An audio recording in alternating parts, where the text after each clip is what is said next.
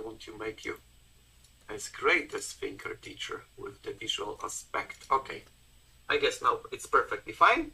Thank you very much for accepting the invitation. Welcome to the streams, everybody.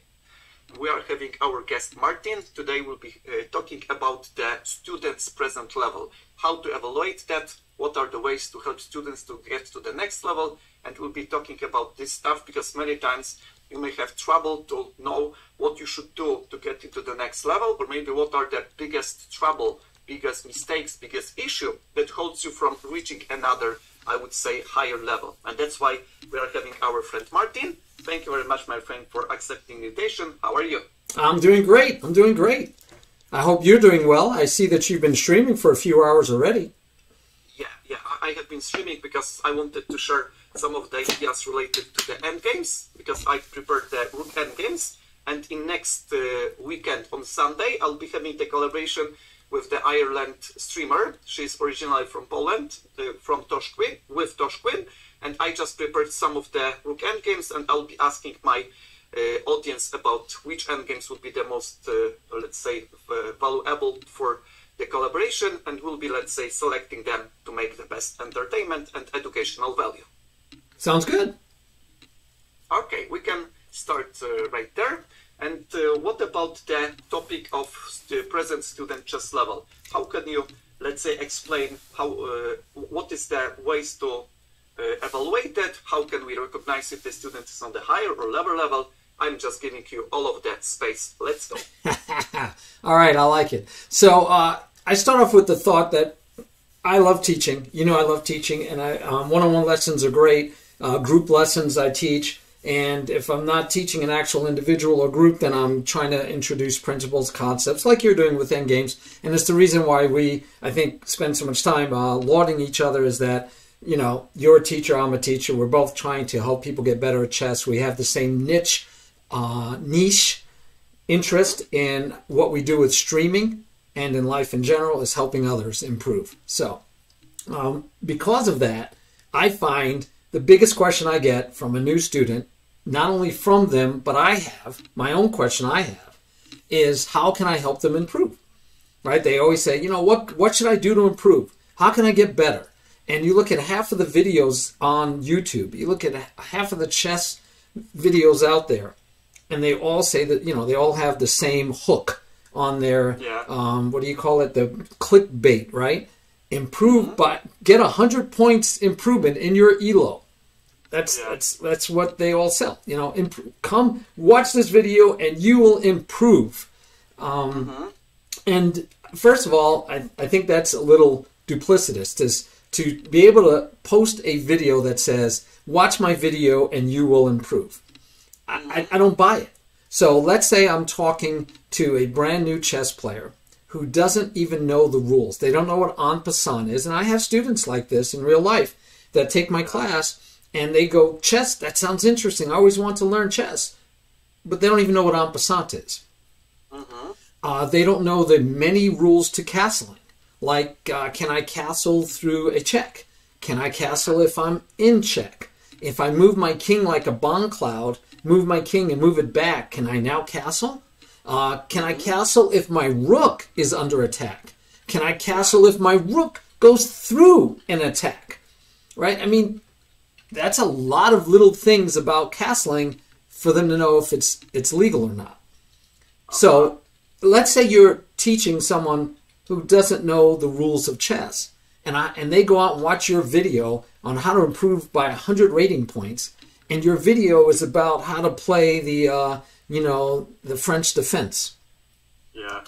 You're not going to help them improve 100 points. I'm sorry. It ain't going to work that way. Or if you're teaching them even rook and pawn endgames, and you just did a study on endgames. I didn't get to watch it, so I don't know what specifically you were covering. But, you know, if you don't know the rules, teaching you rook and pawn endgames aren't going to help you. And I found interesting was, I always loved teaching endgames first, but I teach endgames in a way to teach you how the pieces move. So if you don't even know how the pieces move, I start you off with what you and I would call endgame studies. They would just call it how the pieces move. So I start them off with chess to king, just a king and a pawn, just kings and pawns. And then I'll add pieces slowly.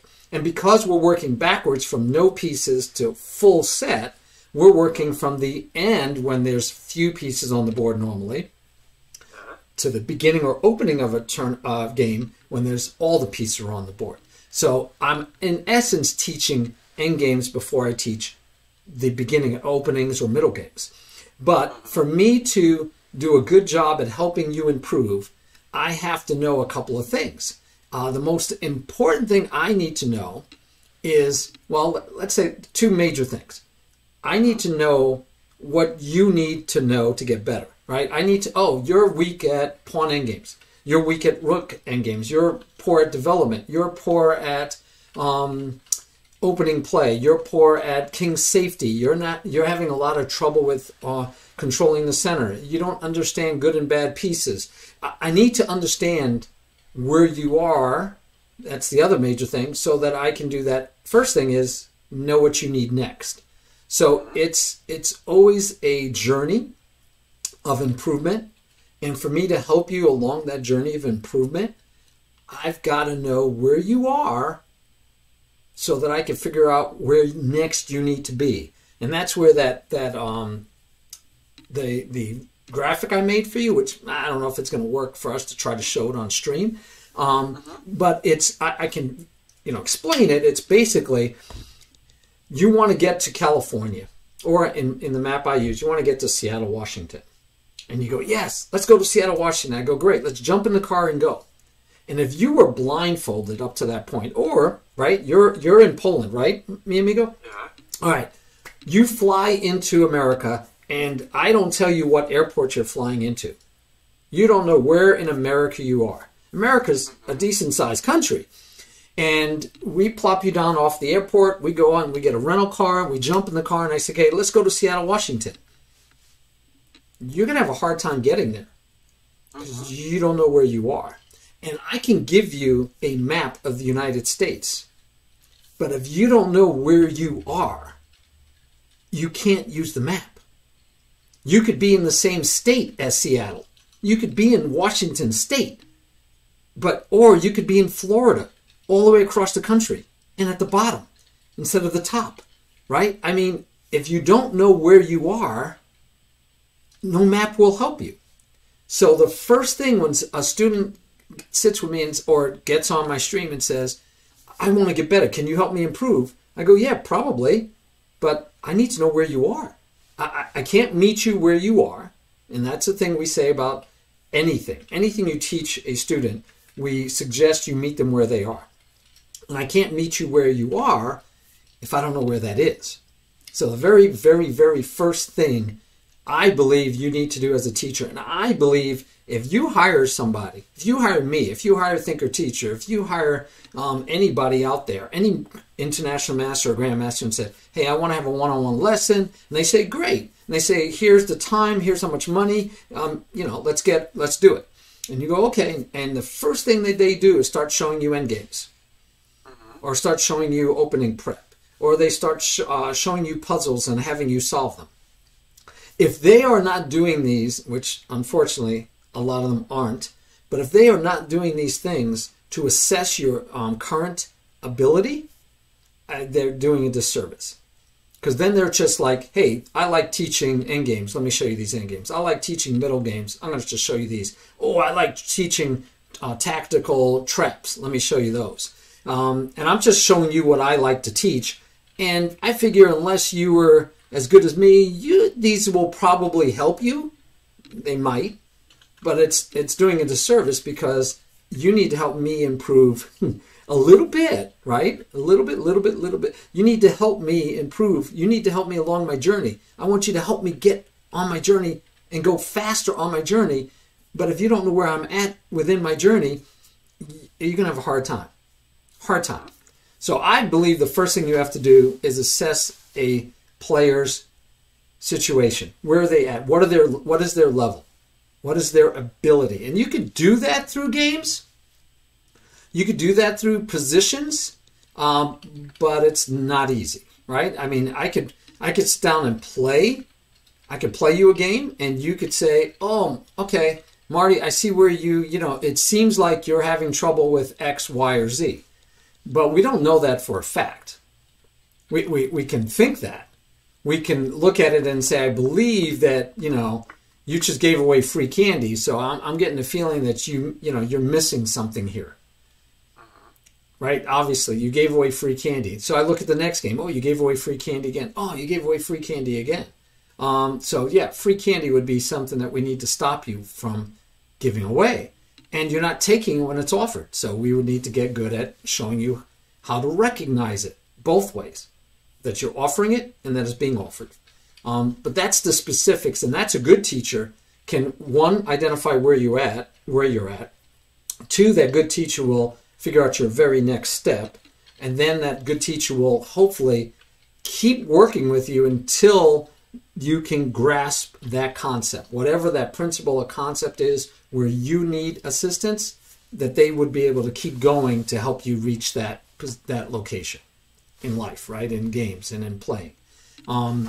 The ones that ignore that and just start showing you stuff and start teaching you right away without figuring out where you personally are, again, I wouldn't trust it. I would figure something's wrong. You're not where you should be. And maybe let's just make a little bit of summary, because this way probably many of our friends and audience see it helpful. As you just mentioned, it's great, first of all, to be sure, if you are a coach, if you are, let's say, a teacher or educator, about your student, if your student grasp all of the rules of the game. Especially, there are 3 special rules that we need to mention. The first one is the castling rule, all of the rules related to castle. The second one for the promotion, and the third one for the en passant. Some people says that it's not en passant, but en passant from French term. Anyway, probably it's the pawn capture that is not that usual, but you need to know when and where it can be done. The second point, as our friend Martin just mentioned, the coach needs to be able to evaluate the student's present level, and most often the time it's some like trying to see what are the weak and strong points of the students. For example, if he's just dropping the pieces left and right, probably this is going to be addressed.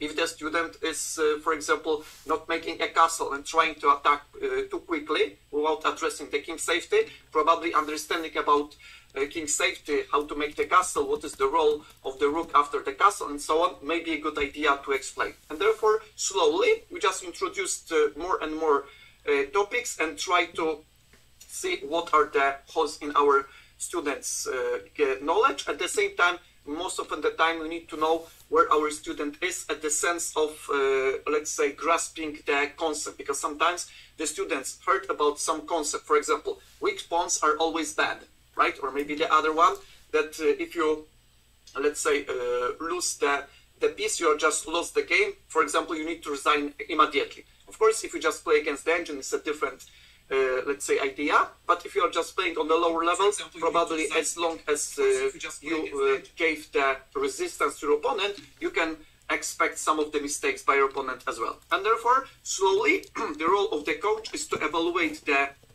students' weak side and the strong side and try to manage them. And next point would be to, let's say, address them one by one, depending on the student's expectations, student's needs, potential, and so on. And please continue, Martin. Yeah, you did. That's exactly right. That's right on where we're at. I have 2 things. So I see you have the map up on. I brought up your stream so I could see what they see. If you hit the forward arrow on your slide, let me see if it brings up the first thing underneath. That would be great if it does. Yes, that is the rules. The first. All right, and then it should bring up a line actually before that. It should bring up. Okay, so. And rules, it's great. So, thank you. So this is just an example of what we were talking about, a visual representation. So we found out that you landed in Florida. And we know that you want to get to Seattle, Washington, because it's a beautiful place and you want to see it.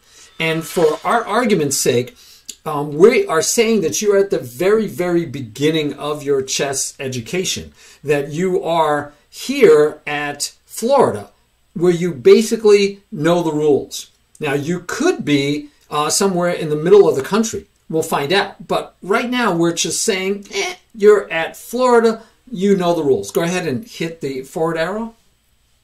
And you'll see that the next one that comes up is we start growing, right? And we go along a little bit further. So the next one is what on your screen? Piece values. Piece values. There you go. So when we talk about, when we start with rules, and the next thing is, now that I know my student understands the basic rules, I need to make sure they understand that a queen is worth more than a knight. And you guys are going to laugh. You say, oh, of course, we know all that, you know, blah, blah, blah. Yeah, okay, that's possible. You know it.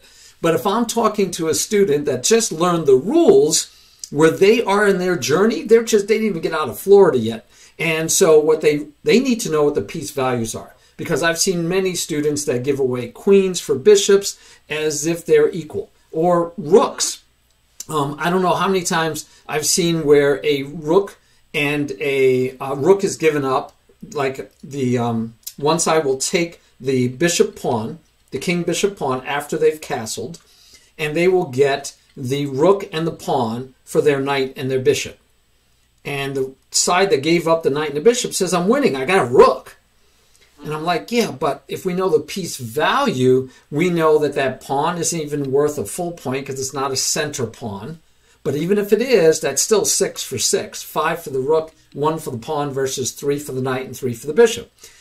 And people will argue, well, the bishop is 3.5 and the knight is 3.2. You know, it doesn't matter. The point is they're roughly equal, except they're not equal in the opening and middle game because rooks aren't as powerful in the opening and middle game because those other minor pieces, I had 2 of them get to work in concert. That's a lot of squares and a lot of things those 2 pieces could do where your 1 rook advantage you don't get to use.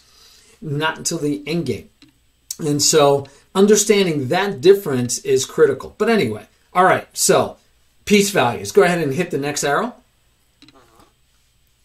And what? Free candy. Free candy. So I find that beginners that I see online, on stream, players, doesn't matter where they are, if they know the rules and they understand the piece values, they jump into watching all of these videos that include, how to play opening X, Y, and Z, and all these tricks and traps and how to win games quick.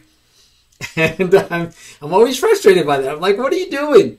What are you doing? You need to learn chess. And they're like, wow, I'm playing these. I got this opening. They don't understand basic end games. They don't even understand how to checkmate with a king and a queen against a king. I don't know how many times I've seen beginners chase that player all around for 100 moves, before the computer tells them, oh, well, it's a draw because you haven't mated them in 50 moves. Or they stalemate them. Stalemate happens a lot. So the first thing they have to do, though, to really, for me, that I've seen, if they're at that level, to get to the next location on that map, the next step on their journey, is to don't give away free candy. Stop giving away free candy. Stop ignoring when your opponent attacks you with a pawn or a bishop or a knight. Understand when you're under attack. Don't give away free candy and take the free candy when it's offered. And so these are basic things that I find that the beginners don't do, right? So that to me is the biggest next step. Now, how do you do that? There are techniques. There are ideas. I go out and try to find ideas from other teachers like ThinkerTeacher and say, how can I help this beginner recognize when they have free candy on the board? So my biggest tool that I use is I get the really, really beginners. We get about 5-6 moves in. Actually, I do it from move 1. And I just say, circle every free piece. Now, free candy means it's undefended or underdefended, and it's under attack. So we're not talking about undefended pieces, which is actually a little higher level learning. This is just, hey, I have a piece that's under attack, and I'm not defending it well enough. That's all. So I say, let's go find those pieces. And we do that every move. We make them identify all the free pieces on the board. You do that a couple of times, and it starts becoming second nature that they start seeing those free pieces, those free candy, better, faster. So that'll work for that. All right, you can hit next if you like. We'll try to get through this map in a timely manner. I don't know how timely, but we'll try. Everything is perfectly fine. Okay. What do we have up next? Development. So while I may teach the end game to teach you how pieces move, in reality, you got to start the game. And I've had students that tell me when I say, you know, or I watch them being taught, and they told me, they said, hey, why am I learning end games when I can't get past move 12? Right? They're checkmating me on move 3, 4, 5, 6, 7, 8, 12. I'm getting mated. I never get to the end game. It's not like not time. I'm talking about number of moves. They never get to the end game. So they're like, why are you teaching me end games when I can't even get out of the opening without losing? And, you know, there's a lot to be said for that. I was always like, no, you know, that's true. It's no fun. You keep losing in 12 moves. It's not fun. And you get frustrated. You might give up the game. So, no, we have to realize that people need help with even just getting out of the opening. So once you stop giving away free candy, once you understand the rules and the basic value of the pieces, the next thing I find that you need to teach people is to develop. They need, and it's the biggest thing I see at beginner's level again, they'll push pawns instead of developing their pieces, and they lose because they don't use their pieces. Right after development is use those pieces. Again, I don't know how many times I've watched beginners attack with a knight and a queen against every other piece. They don't, the rest of their pieces stay home. They just use one or two pieces, sometimes just one piece, and they try to win the game with one piece. And it's not going to happen. But they do. All right, let's see what comes next. Next one, king's safety. Yeah. You know, again, they don't develop. They don't. Part of development, in my opinion, is castling. I need to have the rooks talking to each other. So putting that, but it's not just castling, right? Because they'll castle, but they'll castle to a side where the pawns have been decimated. The pawns are gone. Why? Because they didn't develop, they moved the pawns, and they didn't think about king safety, so they castle right into this open position, or right after they castle, they start shoving those pawns up the board. Some of the biggest disservice to their improvement is they watch masters and international masters and grandmasters playing other beginners, and they watch these grandmasters destroy these beginners using bad technique, bad principles, bad concepts, making bad moves. But they're so much better than their opponents, they can get away with making bad moves. So they'll push a lot of pawns instead of developing pieces, and they'll destroy their opponent. Why? Because their opponent's a lot weaker than they are. So I like to say, you're not good enough to make a bad move. So ThinkerTeacher might be good enough to make a bad move. Me personally, I'm not good enough to make a bad move. I'm not titled. I'm not there yet. And even if I was a national master, I wouldn't get to be a national master, I believe, unless I don't make bad moves on a regular basis. So maybe when you're at an international master and above, you're good enough to start making bad moves. It always depends on who you're playing, right? It always depends on who you're playing. But yeah, in general, yeah, we need to be smart enough not to make bad moves, and realize that we're not good enough to make bad moves. All right, what's next on our path there? Next one, we have the response to attack. Yes. Again, someone attacks you. It means if you let them take you, it's free candy, especially if you let them take you and you don't take back. Beginners do that all the time. But besides that aspect of it, of not taking back, even when you're under attack, there are 6 things. I used to think there were only 5. My brother found the 6th. There are 6 things you could do in reply, and those students don't always understand. Either they don't understand all 6 things. They definitely don't look through all 6 things. They'll either always run away, they'll always protect, or they'll always attack something of equal or greater value. But they won't look at, can I interpose? Can I just protect the piece again? You know, on and on. Same thing when they attack a piece. They attack once, and then the next move, if the player doesn't do something, like even if they protect it, they'll still just take it anyway, because it's like, well, I attacked it, I got to take it, right? I mean, so which means that if you pin the knight, the beginner will, the very next move that they have, they'll take the knight and relieve all the pressure that the pin was providing. So they don't understand that, right? Because they're just moving and they're just taking because they have the ability to take. Anyway, all right. What's next on our journey? Next one on our journey is analyze a position. Yes, I did this just the other day with Bumblebee. One of the she's becoming a regular student. I love regular students because then I can see them get better and better, and I can keep tweaking what you're teaching them. Right? Once you get used to where that student is at, then you can tailor a program. And every time you meet with them, you go, yeah, we're doing that. We need to also get you this background or that background. So if we look, we're not quite halfway through our journey from Florida to Seattle. But the point is, why I point that out is because ThinkerTeacher, myself, even Bumblebee wasn't in Florida. Bumblebee was, she still gives away free candy, but she really is like right between free candy and development. That's where she's starting. I have to identify that first and then spend most of my time helping her get to the point where King Safety is the next issue, and then get to the next state, and the next state, and the next state, and not try to, we're not going to fly across the United States and drop her in Seattle, although many students wish that. Yes, in Georgia. We have a lot of students that would just love to say, hey, let's not drive this trip at all. Just fly. I'll parachute out. Get me to Seattle tomorrow, right? Or today, in the next 2 hours. Drop me off in Seattle. I'm now a master overnight. Thank you very much. And it doesn't happen that way. So, it's not even, we're probably not even traveling by car along this route. We're probably riding a bicycle. Or maybe we're running across America, 3,000 miles.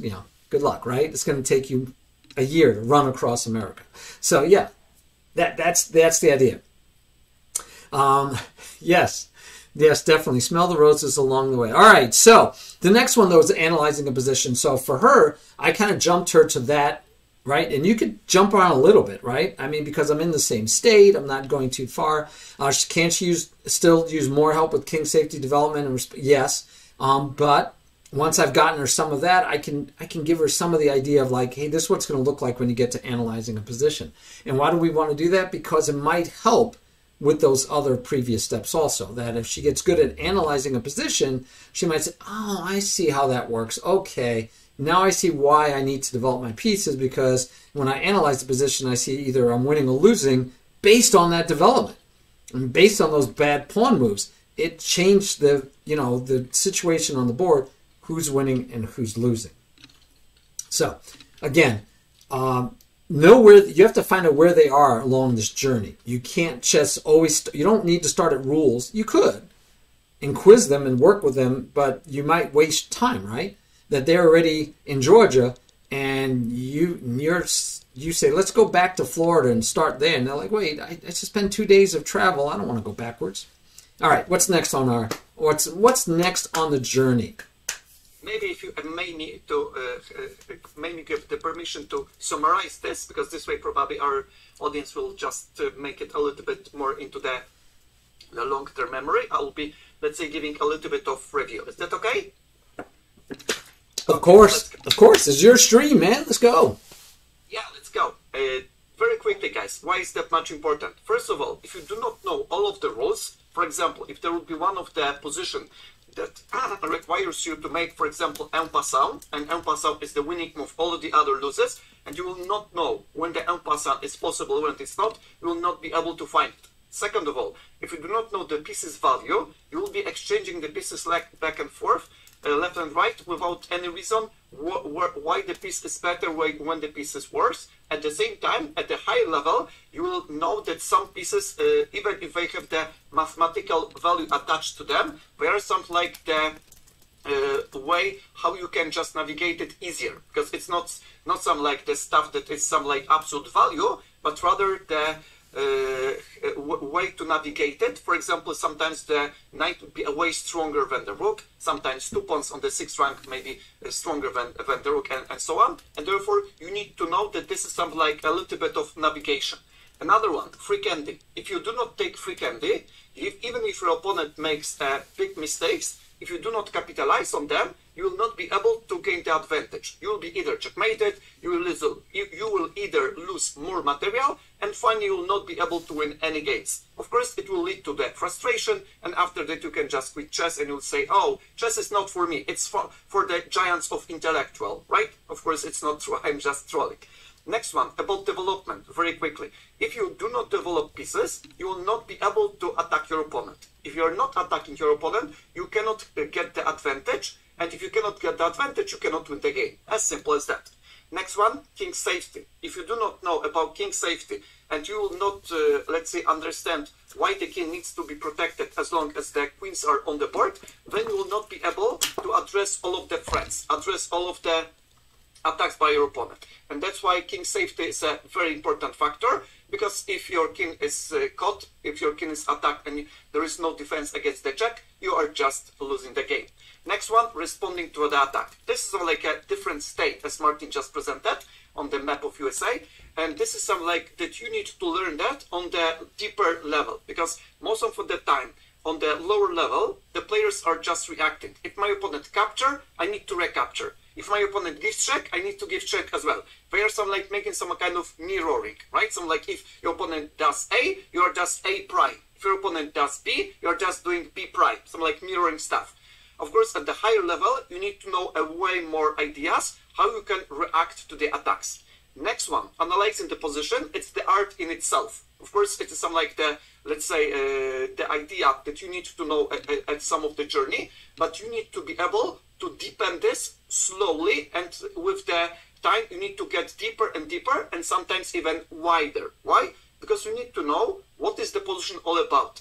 What are the characteristics of the position? Why, for example, pawns are better than the pieces? Why the pieces is crying in the corner? What to do with that? And therefore, analyzing the position is some like another, let's say, stuff that you need to go onto the higher level. But if you do not address these elements of chess art, you will not be able to become a good player, at least from my perspective. What do you think about this summary, my friend? Great job. And feel free to let me know when you want to summarize every time. I love it. I love it. And I will just interrupt from time to time with pleasure. Okay, let's keep doing that. The next thing after you, now, the next thing you could actually do before, but this is the way that I find that works for people to improve, right? This isn't a hard and fast rule. In fact, if you look at the map, I don't have it on this one that I gave you, but I have a version where you could take a different route, where maybe some of these, come before others. That's again up to your coach or teacher to help you figure out, well, maybe you need to spend more time on king safety before we even talk about on development, right? Or maybe we need to teach you how to analyze the position way up front, right after you know the rules and the values. I want to teach you how to analyze that position, right? I mean, these might be all logical things. For a while, I'll just add one important element, because I feel this is very important. Even though there are more of these elements that we'll see in a moment, probably analyzing the position in a global way, understanding the position, is inside all of these elements. No matter what you teach, except of the rules, all of the time you are just analyzing the position, analyzing the specific piece, the piece configuration, the piece relationship to the other pieces, the attacks, the defense, the piece configuration, and so on. Therefore, it's some like analyzing the position that is inside all of the elements that our friend Martin is discussing about. Yes. Do you agree on that? Yes. And in fact, you analyze at the beginning, hopefully, right? So again, you can learn how to analyze, and it might be rudimentary analysis. You get better as analysis as you go on, and you get to the point where if you're a master or grandmaster, your analysis is much deeper, right? So and analyzing a position, I agree, is throughout, right? I mean, you could do it from move one, but it's just your ability and your level of understanding of what you're analyzing, how you're analyzing, will keep growing also. So that could be a whole different, category to itself almost. But yes, you could definitely be doing that from everything we talked about. Understanding free candy, part of identifying free candy is assessing the position, analyzing the position, identifying which pieces are under attack, that aren't defended, right? So that's an analysis of that position, identifying the free candy on the board. Definitely. All right. If you hit the next button, you did already. So we're in alignment. Yes, we have the alignment next part. So alignment's just a fun one for me, and it has to do with diagonals and files and rows. It has to do with straight lines, but you can even throw in how the knight moves. But the idea is, how are my pieces situated? And then when you're not sure what to do as a beginner, just take advantage of alignment. Every pin, every skewer, I believe every discovered attack, all rely on the alignment of the pieces. So if you can get in your head that I want to focus on how my pieces are aligned, how are my opponent's pieces aligned, how can I align mine with theirs in a dangerous manner, alignment helps you so much, and it's a concept change, right? So I could teach you pins, skewers, discovered attacks, double attacks. I could teach you all these. I could give you puzzles. But the question always is, well, how do I find those opportunities? Do I have to do thousands and thousands of puzzles? It wouldn't hurt, right? But how can I identify those possibilities? And if you just understand the concept of alignment and then look for alignment opportunities, then they jump out at you faster. So it's just a technique I like, but I put it here because it's about this time where if I focus them on alignment, it'll help take them to the very next step on our journey. If you click it, you will see that it'll take you hopefully to basic tactics, I believe is next.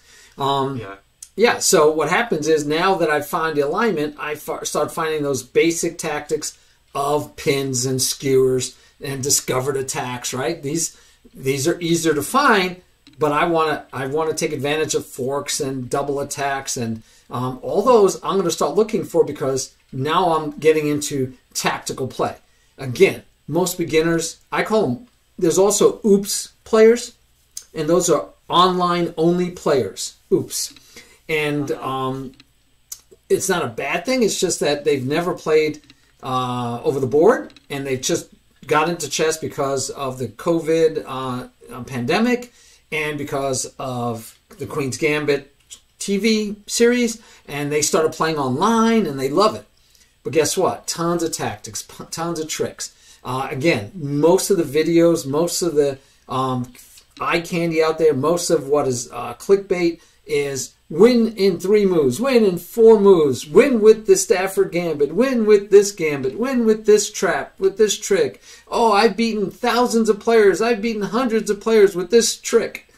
So they all, like, I'm amazed at how many oops players are really good at tactics, but have no concept of alignment or how to analyze a position. They don't even know if they're winning or losing it, but they know if they do this trick, they're going to win. They're going to win material.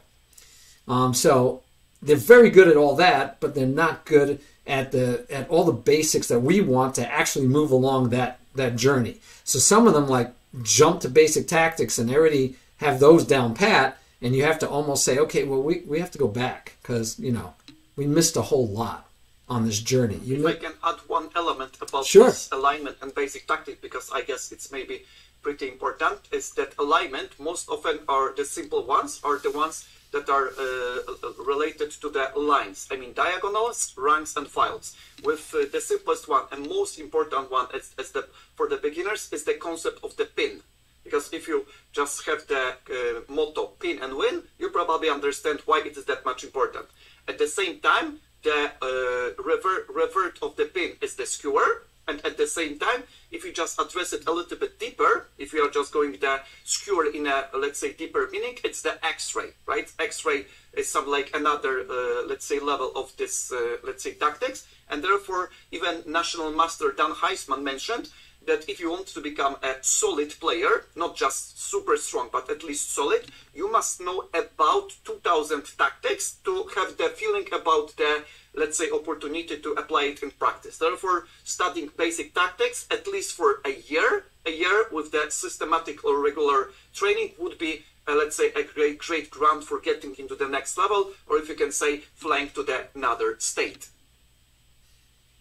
Yeah, I'll agree with that. The only part that I would say that I don't know that I need thousands of tactics if I understand the principles behind the tactics. So for me, it's the same with openings. You know, when you get to higher level, these guys all know their openings. If you watch the Tata Steel tournament going on right now, which is a classic time frame, very slow game, and these guys are playing openings and they're trying to do novelties in the openings and catch their opponents unaware, get ahead on the clock because of the novelty, and then, you know, hopefully they'll make a mistake, and they're waiting. You know, chess is always waiting for your opponent or forcing your opponent, hopefully, to make a mistake. But openings, learning openings is an option, right? And if you have the time and the memory and the capacity, I've never told people you shouldn't memorize openings. Go for it if you can. I don't have the brain cells for it anymore. I don't have the time. I definitely don't have the time for it. But if I can understand the principles and concepts behind opening play, period, I can even just try a new opening on the fly, because it'll take me more time. But if I really, really understand those principles and concepts, guess what? It won't take you that much time to find your moves, except when it's like one of those really weird nuanced things where you could fall for a trap. And that happens. That happens to me. It happens.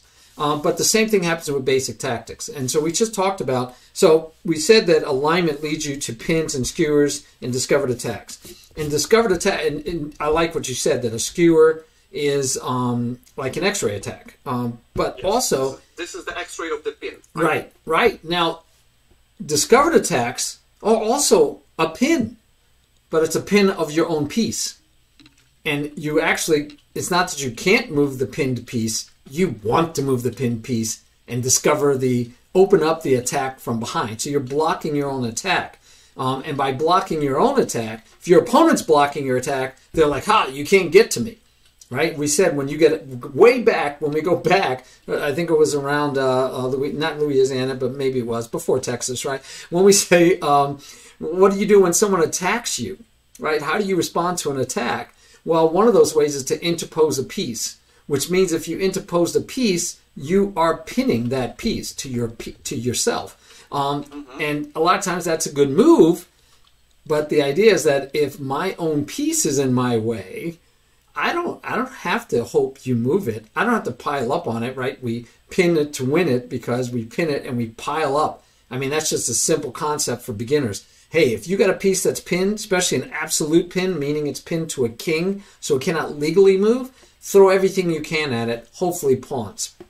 But when it's your piece that's in the way of your own attack, that's a discovered attack. But it's basically the same alignment. It's just that the piece in between is yours instead of theirs.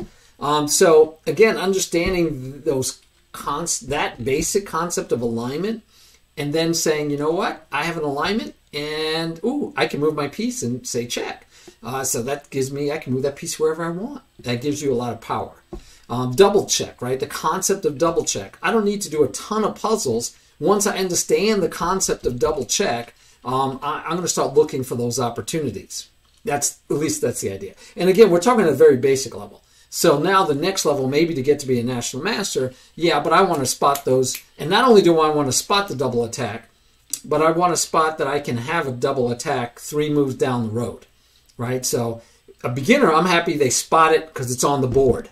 When you're stronger, it's like, no, you need to set that up. You need to be able to get it to the point where you're going to create that double attack. So there's a difference in the level of understanding and application of these principles. But okay. By the way, if I just sure. ask you one question, because we have the question from our friends from chat. Will Daiso ask the question, when to introduce chess books along this roadmap? So Daiso, it's the same thing as when do you review chess books? When do you get a coach? When do you watch videos? When do you go play games and practice? When do you do puzzles? All the way through. Feel free. Why not start at the beginning? I don't know the rules. Pick up a book with rules. There are books. There's articles you can go read. I don't understand the basic. What do you mean by develop? Go get a book. Go look at some YouTube videos. Go get a coach. Go watch somebody streaming about development. So how that's to me. You're asking me. How often should I stop to get food and gas for my car? as often as you need to. And should you gas up the car at the beginning? Yes. Gas up the car at the beginning, load up the car with some food and snacks, get some good music. Those are all equivalent of how am I going to go along this journey? Well, yeah, books are great, studies are great, puzzles are great, teachers are great, streamers are great. Go find people to help you out. Yeah. Yeah, great question. I can answer because this was the question to me as well, because he asked us both. If I can tell about the books is one of the tools how we can learn, how we can teach our students. Therefore, it doesn't matter if it is the book, if it is the video, if it is the podcast, if it is the stream, if it is the other tools. And the books may be used for most coaches more often. For some coaches, it's maybe less often. For example, some coaches doesn't use books at all because, for example, they use their studies. They use their chessable courses, right? They create their own courses. They create their own studies. And therefore, there are all of the different tools right now that are available for everybody. And most often the time, if the coach has the so-called the philosophy of teaching, he or she may use various tools. And books is one of the tools, what kind of tools we can use for our students. What about that, Marty? Do you agree on that? Oh, no, yeah, totally. I love books. I have streams where all we do is look at books. And I know you have a very nice library. I've actually weeded my library down to the books that I actually look at because I had so many and it was just taking up space and it wasn't being used, right? I feel like a book that's not being read is a treasure that's not being used. You know, it's like wasted treasure, right? So I took a ton of books down to my library where I put on tournaments, and we put it on a rack that's called Read and Return. They put these stickers on the back. They're called Read and Return stickers. I bet you I have one here. Yeah, so there's a Read and Return sticker on the back of this book. And the idea is that you can borrow this book, Modern Chess Strategy by Pachman. So you can borrow that book from the library. You don't have to have a library card. You don't have to bring it back ever. It's up to you.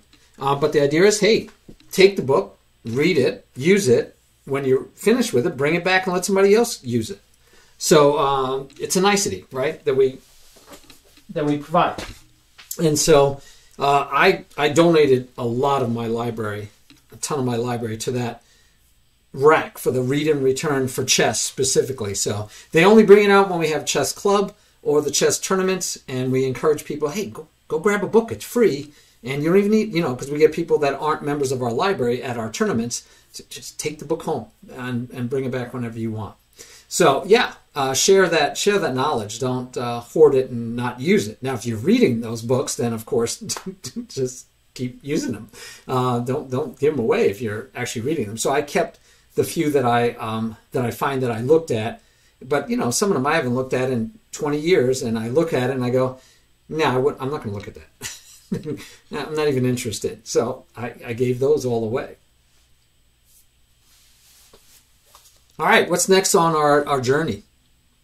Our journey has next step. It is the basic end games, probably the one that ThinkerTeacher has started this year, and just a little bit of flex at ThinkerTeacher's channel and community. If you would like to know about endgames, we will be streaming and learning about endgames for the end of this year, actually for the 12 months. Therefore, feel free to join us if you wish and learn about endgames. Yeah, it looks like you're right on the border of Kansas and maybe, what is that, Kansas and Arkansas? Yeah.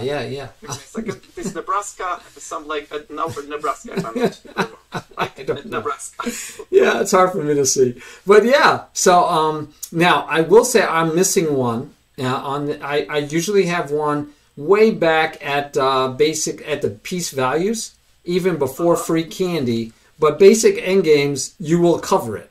But it was way back there I should have had, and I just missed it. I forgot to put it on the map. I'm sorry, guys. It's there. It's not on the map. One of the early things you should do, which is involved in basic endgames, is basic checkmates. And by basic checkmates, I mentioned it, but it's supposed to be a lot earlier. It's just king and queen.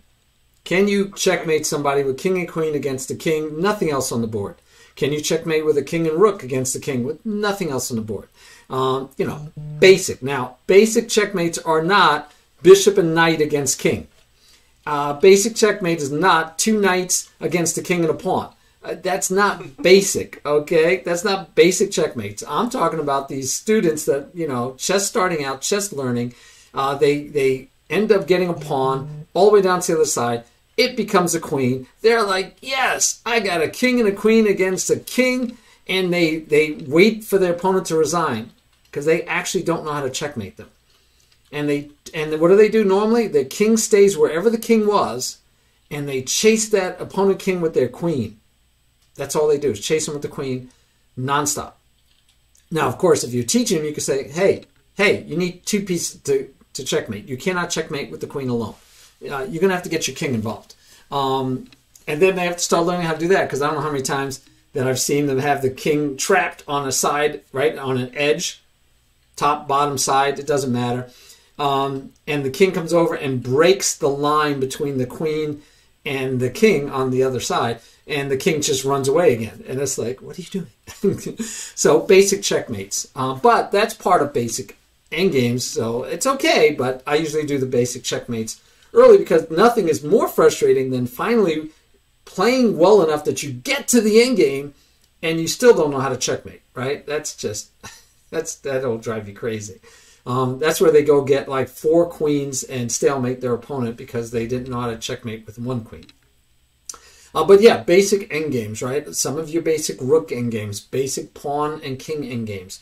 So we're talking about before the point where you get that queen and just understand the basic checkmates. But yeah, basic endgames. Again, they got to know these because now if you've journeyed halfway across the country with us, you're lasting longer than just the opening. You're making it to endgames now. So you need to know what you're doing in those endgames. You're playing well enough that the weak players, the other beginners that you left behind, yeah, you beat them in the opening and the middle game. But the stronger players that now you want to beat, that's where you need to understand basic endgames. You want to summarize that one? A little bit, yes, excellent. I would like to summarize a little bit because probably this is going to be interesting as well. About the basic checkmates, I would just even expand a little bit because I'm not sure if you just mentioned that, to learn about the basic checkmate patterns, because probably checkmate patterns would be very important as well, even though basic checkmates is the process and the patterns are some like the retained images, right? You need to have these images in your mind to, let's say, reveal them whenever necessary. And at the same time, if you just know about the basic endgames, the basic endgames most often the time are the endgames that you need to know, something like if the position gets very, very simple. And for example, the previous one, basic checkmates, is most often king and queen versus king and rook versus king 2 rooks versus king, and king, queen, rook versus king. They are so called the basic endgames. And about basic checkmates. And about basic endgames, it's just the basic endgames that you need to know to start building the fundamentals about the endgames. It's not something like that you will be expert at the endgames, because as everybody knows, every journey starts with a single step. And the endgame part is something like another part of the game that you should start studying, in the hope that at some point, if you build that into the level that you will just see so-called the contour of the endgames, you will know how to transit from the middle game into the favorable endgame, or the endgame that gives you the most chances to get into the desired outcome. Either it is the win, either it's a draw, depending on the, let's say, type and nature of the position, that you will know what to strive for. What about that, Marty? Oh, beautiful. And the phrase that every journey starts with a first step, fits perfectly with this map what we're talking about. That, again, when you go ask for help and you need to take those first steps, I need to know which direction to go. I don't know how to get there, and that's where your coach or teacher can help you. That's one of the biggest things a coach or teacher should help you do, is tell you where you need to go next and which direction to take those steps. And based on that, I might not. So let's say I'm paying ThinkerTeacher $25 an hour for lessons. And if all ThinkerTeacher does is keep giving me problems and puzzles and things and helping me, and yeah, I might be getting better, but that's, again, it's kind of not really, he's not doing me as much a service as he could if he says, you need to go north and you need to go west. And here, go on this road. And by what I mean is, hey, the next thing you need to learn is king safety. And I go, oh, and then he gives me puzzles and stuff and tries to teach me king safety. And then I go off and I play games and try to learn king safety. Now, if I'm rich, I might just say, I'll just keep paying ThinkerTeacher every day to help me with puzzles on king safety. But if I'm not, and I say I want to be economical, I've already paid him $25. He's helped me identify king safeties where I need to be. I need to go that direction. And he even recommended, because I know ThinkerTeacher does this, he'll recommend books and articles for me to read. He might even give me puzzles. He might say, go to lead chess and try under this, and boom, right there, king safety is a category under lead chess puzzles. Go do those every day. I can do that on my own. And then when I come back to my teacher and I say, okay, here's your next $25, he can go, okay, first thing is we're going to make sure that you've actually reached your destination. Wow, you do understand king safety. I've quizzed you. I've tested you. I've looked at your games. You're doing great. Let's talk about getting you to the next level where you're understanding how to respond to an attack. Oh, okay, let's do that. And maybe I already know that one. Maybe that one I was already good at. So we just fly through that one. And in the same lesson, he finally says, okay, well, you did that. Let's talk about analyzing a position. Ooh, okay. And he teaches me that. Again, I know what direction I'm going. I can walk, along on my own, and he'll come along every once in a while as a coach and cheer me on and give me some water to drink and give me maybe a power bar to chew on. But he doesn't have to handhold me all the way. He has to show me the direction. And one more question that we have from our friend Daiso, because he's pretty much passionate about these topics. Thank you very much, guys, for being with us, for participating, and being actively engaged in the process. We really appreciate it. One of the questions our friend Daiso asked is, how good are students at knowing the causes of their own weaknesses? This is the first question. If you can just address that, I'll be pretty happy. Now it's totally different. Every student is different. So you have some students have no clue about their weaknesses. I might be blinded to my weaknesses, even at my level. So each person is different. Some will be like, oh, I know I'm terrible at free candy. I give it away all the time. Others will be like, oh, I know I chased a guy around for like hours and I couldn't checkmate him. I just got so frustrated. But others are like, oh, I don't know. I think I played pretty well. I don't know what my weaknesses are. So again, I have a self-assessment tool, ThinkerTeacher, that I use, where I have them self-assess, and based on the self-assessment, that's just background data, because then I do an assessment looking at their games, and then a lot of times I'll actually play them to make sure and have them think out loud, right? Come on, talk to me out loud. We'll not even use a clock, which is do it in a study. And by them thinking out loud, I understand how they're thinking, what they're thinking, and then I got to see their assessment. I get to blend all that together. I spend more time teaching or helping people. I help people more with adjusting their thought process than I do with actually teaching a specific principle. I'll say that again because it's kind of odd. I find that I spend more time with adjusting like errors in thinking or ways that people think incorrectly than I do with actual teaching them actual principles. So showing them a puzzle or teaching them how to do a king and queen mate.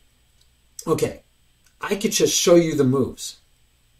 But if I hear and talk to you, and if I can listen to you and figure out how you're thinking about that queen and king mate, queen against king, I usually find that there's some error in thinking.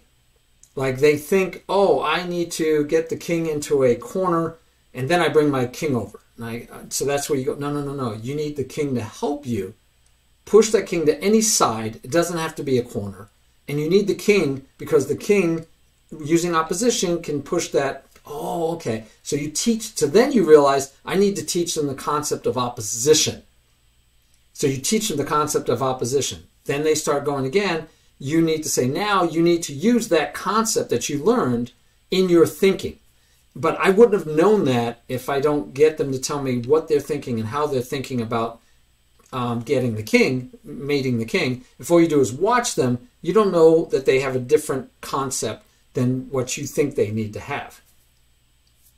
It's the same thing when I'm on stream. Half the time I'm talking about. The other night we were going over a game, and I said, "Oh, and this is a backward pawn. Yeah, that'll be a weakness for a long time." And I forget who it was. It might have been Dezo. I don't think so. It might have been Earthly Cyclone. But somebody said, "Oh, it's not a backward pawn if it's not on an open file." And I said, "Not that I know of. As far as I've always known, a backward pawn is a backward pawn because there's no pawns, and this is the concept. There's no pawns next to it that can protect it." And right, so that pawn is always at risk because there's no pawns that can protect it. And they said, "Oh no, Jeremy Silman." So they went and checked and came back and said, "Okay, you're right. Jeremy Silman doesn't say that, but he does say that it's more, it's a bigger risk for the person with the backward pawn if it's on an open file," which of course totally agree with. But then you start getting into blockading that backward pawn and attacking that backward pawn.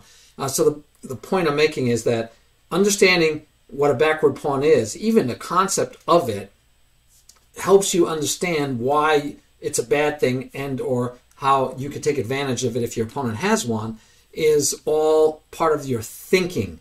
And so you need to understand the concept, but then you also need to apply that concept. So yeah, but I spend more time with adjusting, tweaking, or adjusting. I was trying to think of the word I always use. I calibrate their thinking. And I find that to be the best way to help people is to calibrate their thinking. Oh, it was Dezo. Okay. Okay, I'll just address another question because we have the second question from our friend Daiso at the same time. Probably you just answered this question, therefore I'll just read it and allow myself to answer that. He asked the next question: does it happen that I say I want to improve X, but coach thinks it's better to improve Y first? And probably you just addressed that, therefore I'll just add some of this. Is that okay? Sure, go for it. If I have the students, most often the time, the students know what they are bad at or very bad at, but it doesn't mean that this is the biggest cause of their lack of successes or lack of winning the games. For example, many students are either very good at tactics or very good at strategy. There are not that many students that are pretty, let's say, similar level on strategy and tactics. At least I haven't met them too often. At the same time, sometimes the students think that they are, for example, bad at tactics because tactics is just calculation, or maybe tactics is just solving millions of puzzles. And I'll try to, as you just mentioned, help them to calibrate their thinking, right? To make them a little bit of adjustment and try to see it from different perspective. For example, if somebody hates tactics, I ask him or her, depending who is my student, about the tactics. What is the function of tactics? Oh, with tactics you are just making a combo, boom, boom, boom, and game over. And I ask him, and what is your favorite part of the game? Oh, it's strategy. It requires thinking. And I ask another question. What would it be if you get into the part of your journey at the chess mastery that you will not be able to get into the next level due to the strategy unless you just make the twist, make some like adjustment about the tactics, because tactics would be, I mean, the micro operation of tactics would be necessary to fulfill and realize the goal of strategy. What would it be? Oh, is it possible? Yes, this is the key. And after that, I just help them to discover the role of strategy, show them it's not just the calculation or maybe not some like a brute force calculation, show them that it may be possible to do it way more efficient, not just like calculators, right? At some point where somebody is, oh, thinker teacher, I have never seen that tactics may be that much interesting, right? And the same with strategy. If somebody is some like a tactician, no, I do not want to learn strategy, I will crush everybody with tactics. And I'll ask him, what would you do if there is the position that it's impossible to sacrifice anything with a correct way? Only I will just find a way. Okay, but what will you do if your opponent lock position completely? No, I will just sacrifice. Yes, but you will sacrifice, but it's not going to be correct. After that, your opponent just simply grab material, defend for a while, and your position is completely lost. And after some kind of reflection, if the student is open for some kind of feedback, some kind of constructive criticism, then he or she is just trying to absorb the idea, and after some time, the idea grows in their minds, right? And then they are just like, aha, And that's why this is sound like a right hand and a left hand, right? Sometimes I use the analogy of the martial arts. If left hand is the strategy and right hand is the tactics, which hand would you like to use when you are just making the martial art competition? Just one hand right or one hand left? No, you must use both. And therefore, at chess is the same. You are using both, depending when one of the hands is more necessary for some kind of blow, some kind of, let's say, knock, and some of the other types. And then you're just using the other one with different circumstances. And they slowly get into the idea that both hands are necessary, but the frequency of using both hands depends on the nature of the fight, depends on the circumstances, the conditions, the opponents, time control, and so on. And I help them to realize that they are living sometimes in a little bit of illusion. And if I just help them to break this illusion, they're like, oh, thinker, I have been playing chess for 15 years and I was convinced about X. You helped me to think this in a different way. And this is the biggest achievement I can help with the student. What about that, Martin? Yeah, totally. Oh, no. I like hearing you preach. Keep preaching, teacher. Okay, we can continue if you wish. Oh, sure. Oh, why not? That's what let's continue. Let's get to Seattle. Go. What's next? Yeah, let's go to Seattle.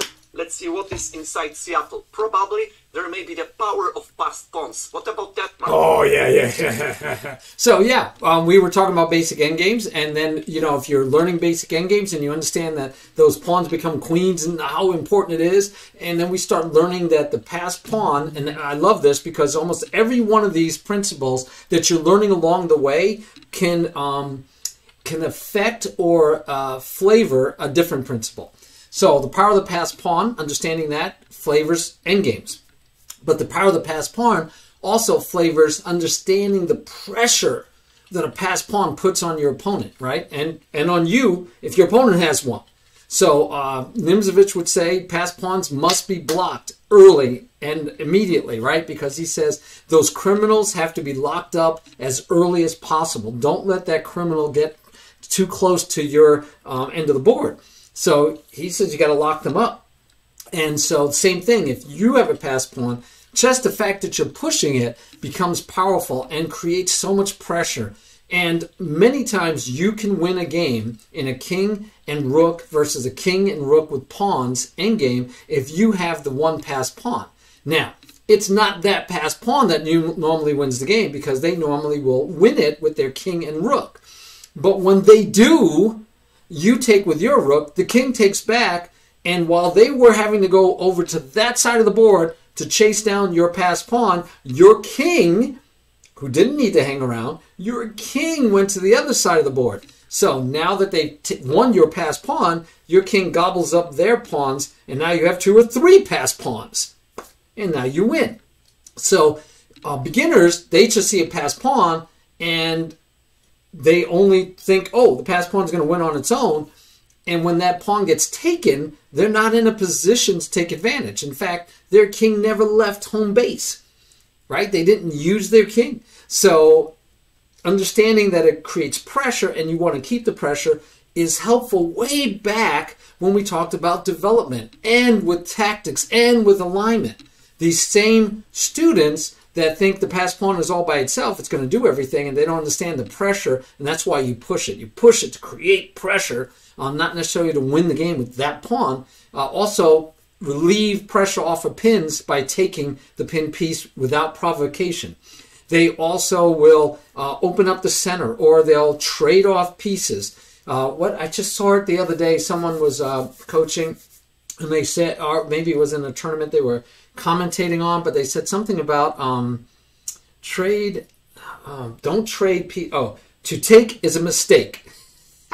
And I'd never heard that one, and I thought, oh, that sounded pretty good. And they said, oh, this is an old one. Their master always told them this, to take is a mistake. And so what they're talking about is just trading pieces haphazardly. Oh, I'm just going to trade. I pinned it, I trade it, I don't care. I'm not even thinking about what happens after or how they take back. I'm trading. I'll trade off all the pieces. And, for some beginners who can't keep track of 5 pieces on the board, 3 minor pieces, 2 rooks, a queen, they're like, well, that's too many pieces. If they could trade off the queens, which they never want to do, They traded off the minor pieces, and they think, oh, now I'm down to 2 or 3 pieces. I can keep track of those better. They won't give away as much free candy. I understand that. And again, that's way back in our journey. That's fine. Trade those pieces, get to a simplified position, and make sure you understand what's going on. But then later you need to stop doing that, right? You need to keep those pieces. You just need to be able to be aware of more pieces at one time. But again, the pass pawn creates pressure that we do not want. We're going to leverage that pressure, as well as the fact that it has the potential to become a queen or a rook or whatever. It's a potential, and that potential is daunting to your enemy. And so is the pin creates pressure. Any pawn break opportunity that's not been taken creates tension. So be leery about relieving that pressure for no reason. So again, they all kind of help each other. But yep, that's the one I would say comes next. How would you phrase it? Yes, I will just add one important point that sometimes it is pretty much difficult to understand why the passed pawn is that much important. For example, if you just show the students checkmate in 2, checkmate in 3, it's like the instant gratification, right? You can see the visual aspect about it. The game is over. It's like a knockout, right? In the box, it is the equivalent of the knockout.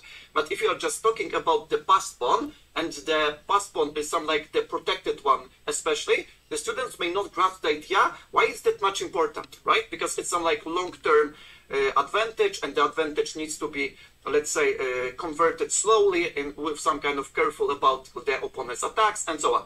And most often the time, I tell students that the passed pawn is the equivalent of the queen that is not born yet, right? It's some like a little bit of natural. And at the same time, if they are just thinking about it, that if you get the pawn into the last round, then you are just gaining a huge advantage. It is the equivalent if you just capture your opponent's queen for free, right? For example, if your opponent blundered the queen, you just snatch it. It's the same if you provide the pawn into the last rank, especially if your opponent cannot capture that.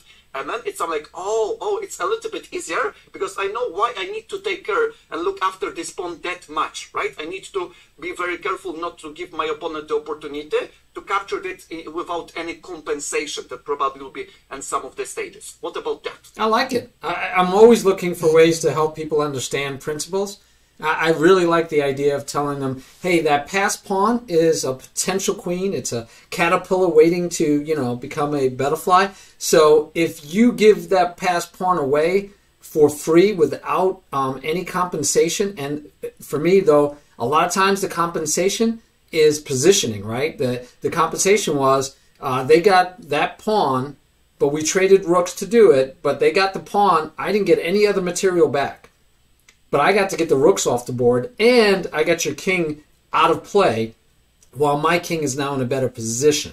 But, so other than that, I totally 100% agree, and I like your concept of telling them that pawn is basically like you're sacrificing a queen if you give it away, because it had the potential to become a queen. So would you, if that was a queen, would you just give it away? And they'd be like, no way! So what are you going to get for that queen? In my case, a lot of times, it's, I'm going to win all these other pawns, and I'm going to have more queens. But yeah, don't give away that passed pawn so easily, which a lot of them do, right? I mean, they ignore it and give it away like right away, and you're like, why didn't you defend it? Well, they were going to take it. Yeah, but make them work to take it, right? You're not going to just give it away. I love it. Yeah, I like the, hey, you wouldn't give away a queen. I like it. I like it.